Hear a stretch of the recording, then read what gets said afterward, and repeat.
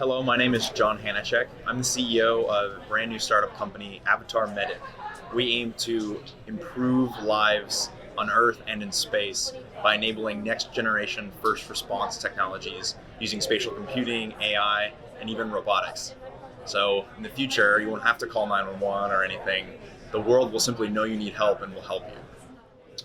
All right, everybody. Hey, we're back here live in Singularity, day 2 in San Francisco, California, with John Hanachek, the founder of Next Generation Avatar. John, thanks for being with us today. Yeah, that's great to be here. You were just talking a little bit about this Next Generation Avatar, and kind of tell us first, our audience, your backstory about being a lifeguard and kind of how it's changed your perspective on how to treat people. Yeah, so I think even before that I got involved with Avatar Medic, I knew that there was something not quite complete about first response. There were these gaps in it. So I was a California State Parks lifeguard. So I've personally fished people out of the water. I've stabilized sea spines. Blood in the mouth, all that jazz. And I've been a first responder, and I remember being sort of frustrated that we were only trained so wide, right? We could only do so many interventions. I only had so many tools. I could give someone oxygen. Maybe I had an AED if they went into palpitations, their heart stopped. But I couldn't intubate. I couldn't do this, that, the other thing.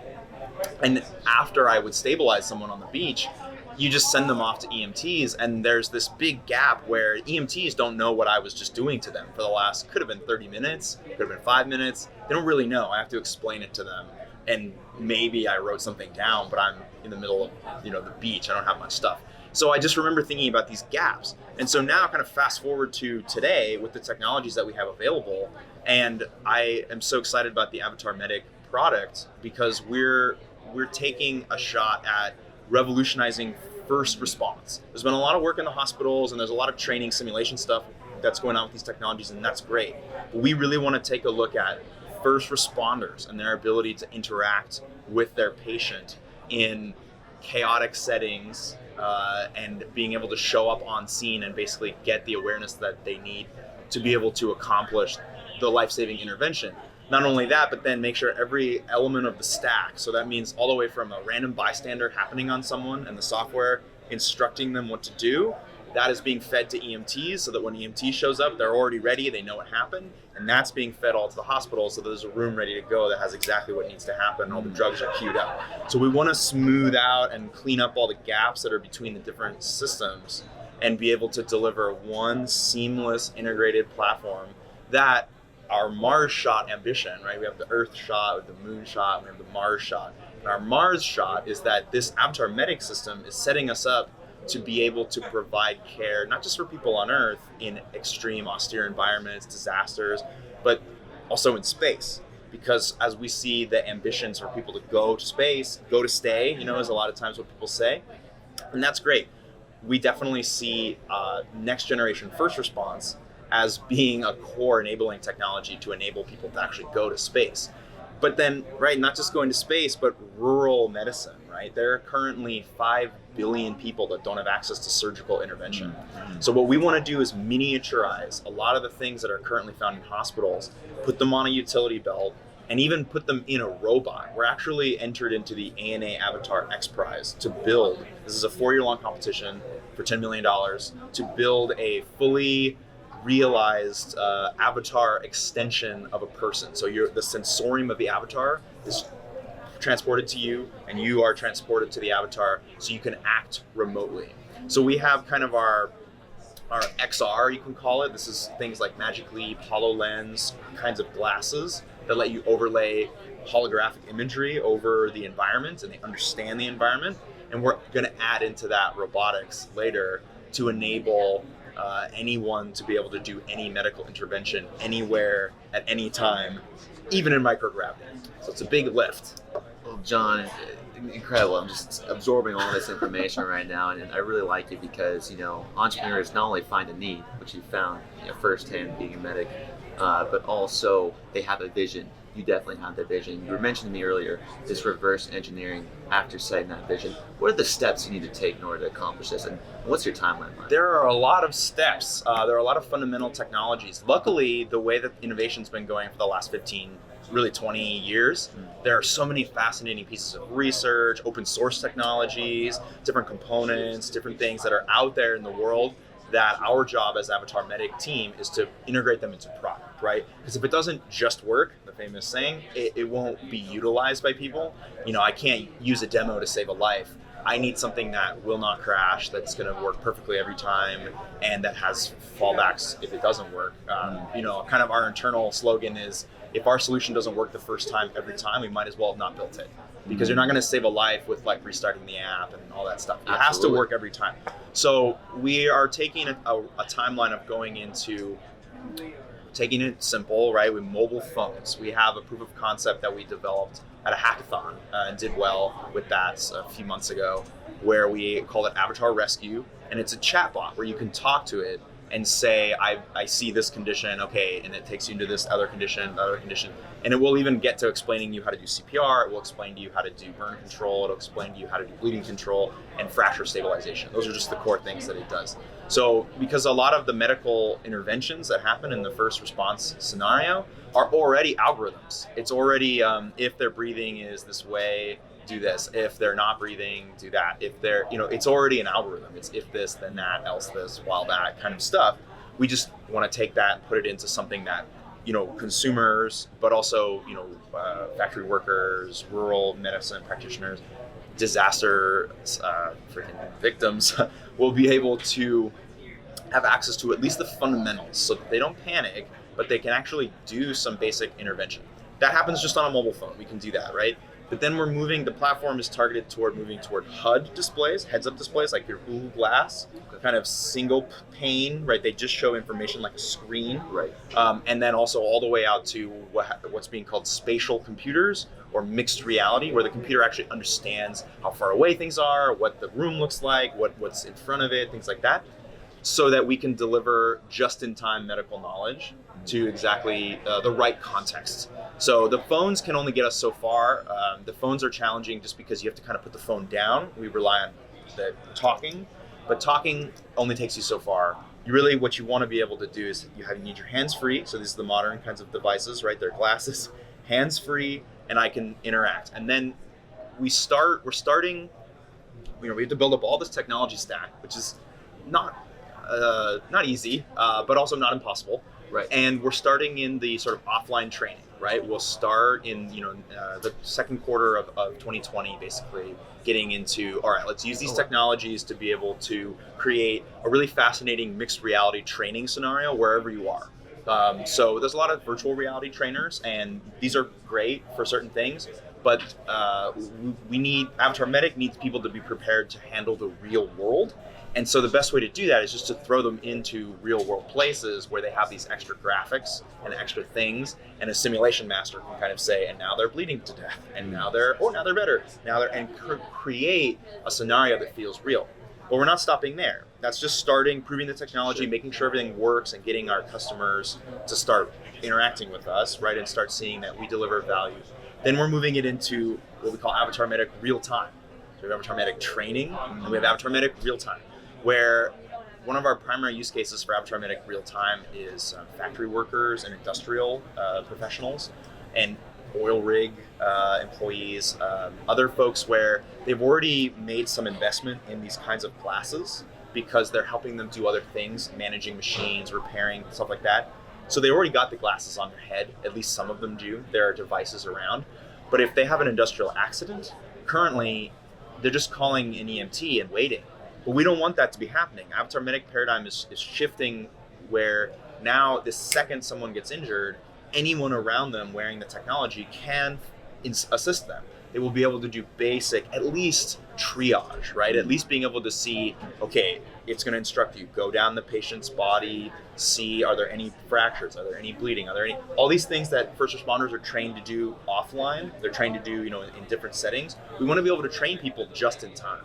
And we've seen strong evidence that you can do that using these modern technologies. We're going to, take the mobile phone as far as it can go to deliver value to most people. Still have mobile phones, but we're really interested in the spatial computing aspects, because you can really just show someone what to do rather than tell them, and even the one that just as a way to kind of bring this home, one that everyone gets wrong because they see it in movies is CPR, right? If you go to do CPR, most lay people, they've never been trained that you're gonna break ribs, and it's a 2-inch compression of the chest, 2 inches, that's a lot.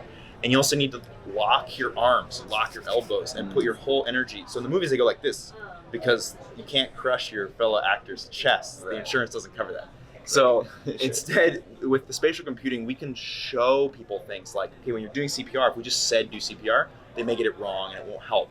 We show them how to do CPR with an avatar, and it shows on the actual patient they're dealing with going down 2 inches, and they get to see, they can spatially look, oh wow, 2 inches is that far. So are people going to have to call 911 in the future? Well, this is kind of where things get interesting, and where my background as a political science student is going to come in handy. Is, we don't know exactly how the future is going to go. We have ideals. We would love for the future to be Avatar Medic is something that not necessarily replaces 911, but vastly augments it, such that potentially many cases that are currently being referred to 911 and going to hospital would never need to go to hospital, because we can successfully intervene in the field where they're happening rather than sending them all the way. So we're hoping to form a strong relationship with 911 providers by at least, let's go back to the mobile app, right? Something as simple as that, at least if people have the ability to do triage and they can get some confidence that, okay, that person's not having a heart attack or that person is having a heart attack, then we're hoping that 911 calls can be reduced, or at least when they do get to 911, it will be augmented. Using AI and chatbots, we can likely peer with, even if we can't get a brand new 911 system, right? We can likely peer with and just directly call 911 with robotic systems on behalf of a person, right? So you see stuff like Google Duplex is able to call a restaurant. Well, we want to take a similar technology and be able to call 911, but doing it in a way that's more precise, because the software at that point our software can define what's going on. So rather than kind of panicked screams into the phone, dispatch will get a specific rundown of what's going on in the scene. Moving forward into space, as we become a multiplanetary species, 911 will evolve, and we're going to be at the forefront of that evolution, to where instead of calling and explaining, there's more of an active presence that's always watching and perceiving what you're doing and what's going on, so that really ideally, comes back to being a lifeguard, is you watch and wait and you intervene actually before something happens.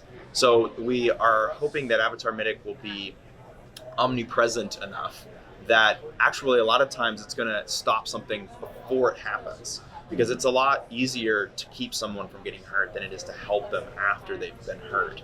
So we don't have control over the full future, right? We don't have control over all the stakeholders, but our vision is that on Earth and more broadly in space, there will be this general support network full of robotics, software, different levels of training, different levels of people training in your environment, but also remotely able to beam in, that will all integrate and be able to holistically assist at the exact moment of injury. So there won't be this pipeline anymore of like, someone's hurt, I call, they send, that will go away. Instead, it will be someone is hurt, we immediately help.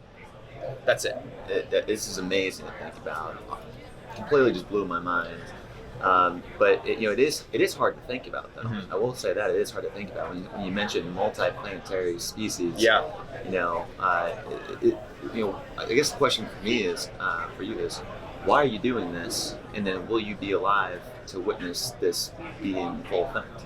Yeah, full effect, I'm hoping, no, I won't be alive to see the full effect of this, because at that point it gets fuzzy, difficult to imagine that. But right away, we focus on space because people do want to go there. Within the next 20 years, there are going to be increased roboticization of space, commercialization, industrialization of space. There will need to be some people going there. And even today, the astronauts, as they want to go out to deeper space missions, it's all hands on deck figuring out how to actually keep them healthy. For example, you can't do surgery on the ISS currently. There's no method for that. So our Avatar Medic company is going to work with the right industrial partners, but also with the space agencies to define, hey, how could we be prepared to do something like surgery in microgravity? NASA doesn't want to do it. They plan, a million ways so that doesn't happen. But at Avatar Medic, we're not interested in your plan. We're interested in what goes wrong with your plan. We're interested in helping when something doesn't go to plan. But the real core thing about space that's so interesting is if you build something that's ready for space, you better believe it's really ready for Earth. So our primary targets on Earth are informed by space, right? So an oil rig operator, they're kind of like someone on the ISS. They're surrounded by machinery in a hostile environment, and they're very remote. Rural situations, the system needs to be relatively self-contained, self-sufficient. It can't rely on a network connection sometimes, right? So us being able to refine our Avatar Medic systems for use in space, using space as, in a way, a design target where maybe I won't get to see the full realization of a multiplanetary species, but I will get to see the successful experiments of radiation-hardened ships, of network tolerant, fault latency tolerant kind of algorithms, the AI systems that we develop being baked into the glasses themselves so that you don't need a network connection. And we're gonna work up to, the try to parallel people's ambitions to go to space. But at the same time, that's delivering a lot of value for Earth, right? Because, for example, NASA, we talked to in conversation with them, and they have special versions of HoloLens that are more robust, that don't need a gravity signature in order to function. So by making something work in space, right, that's a much more resilient version of the technology potentially. So we really do believe that humans are destined to be a multiplanetary species, but ultimately for the next 5-10 years, that's a way for us to make sure we're developing the best possible technology, because we target it for space, but we use it on Earth, and then that enables the new platform for human ambition to be healthy and well, and not just go to space, not just live on Earth, but thrive, right? Be able to do things that are dangerous, but still feel safe. Be able to clean up planet Earth, for example, and still have that guardian angel, as we like to call it, right, of our Avatar Medic watching over and able to intervene when someone gets in trouble. John, incredible stuff. That's why we come to this conference, to speak to people like you. We like to feature these leaders with these visions. So I guess the last question for you is, what is your definition of a real leader? A definition of a leader? Of a real leader. A real leader. Wow. A real leader is creating a safe space for a great team of people. They're enabling the right connections to go on. In my view, a real leader is someone who, they're not telling people what to do, but they are cleaning up any interpersonal dynamic that may happen. They're very attentive to their people, because ultimately with all this stuff, we're talking about a vision, but what makes this real is people. And not even technologies, right? Technologies come and go, and we fully plan to disrupt a handful of technologies, because a lot of them just won't work for our case. But that's all going to take the right people and the right culture. So I think,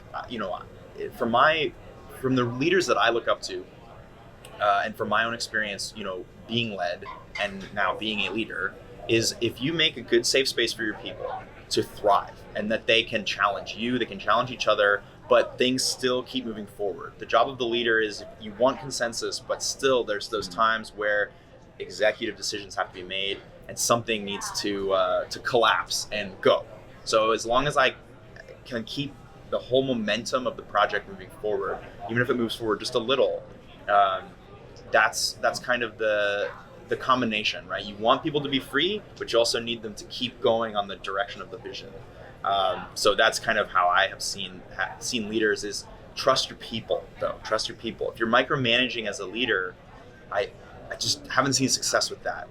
It's more about finding the right people, trusting them, but still having enough knowledge yourself to be able to know when you might need to put down the thumb of God a little bit, and clean up some stuff, and just kind of get things back to normal, get things back to going forward. And be attentive to every single one of your team's needs. And I'm looking forward to. It's just as a side note of being a real leader is evolving. I think it's being enabled by technologies to where I have the potential as a leader to be a lot more directly involved with the way people are interacting with each other because of these technologies. So I can see what's going on inside of a Slack channel, for example. We can all be avatars together, and do these remote sessions, and I can kind of see who's at the back of the room not contributing and who hasn't contributed and try and pull them forward. A team is still small, right? As a startup leader, it's kind of different than a large company leader. I still have the luxury, but also the need to really make sure that the people are being woven together really well. So even someone who's an intern, if they've got a great idea and one of my executives isn't listening, that's my job, is actually to say, I don't care about your hierarchy. I need the solution. Right. Because that's my primary job, right? That's why I see a good leader, especially if you're a product-oriented company. It's not about people's status. It's not about ego. It's about the right answers. It's about the best product. So it doesn't matter where in your organization that comes from. If you ever become blind to pieces of your organization, you're probably missing good ideas. And you're probably missing dynamics that are hindering your forward advancement. So, I'm going to try and use the newest technologies to stay as aware of the company as it grows as possible. So I'm really excited to put these kind of things to the test, to be, a modern day real leader, where my goal is to create consensus, but my tools are still being the leader. Right. John, appreciate your time here on the Real Leaders Live at Singularity University. The future is here, and John Hanchek is created. John, I'm Kevin Edwards. Thank you all for tuning in to day 2 of Singularity University's Global Summit. Thank you, John. And check out avatarmedic.space if you're interested in this kind of thing. Jump on in. We're still always forming the team. And thanks a lot. Really a pleasure speaking. All right, buddy. See you next time.